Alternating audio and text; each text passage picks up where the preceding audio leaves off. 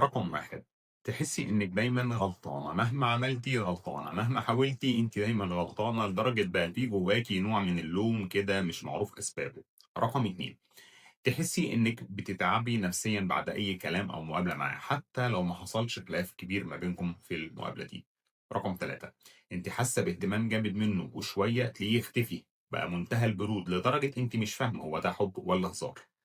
رقم أربعة، بتحسي إن كل اللي بيقوله مجرد كلام مفيش فعل، بس بيظهر قدام الناس اجتماعي وودود، لكن معاكي يبقى بعيد وبارد.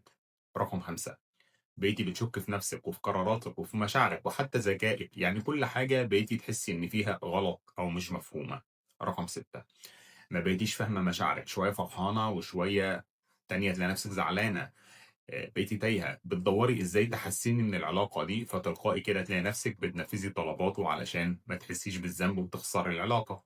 رقم 7، ما تلاقيش ليه أصحاب مستمرين وعلاقات صداقة قوية، ومعظم أصحابه قليلين وعلاقاته كلها سطحية، فتحسي إنك أنت الوحيدة اللي لازم تكوني بتهتمي بيه أو بتتابعيه.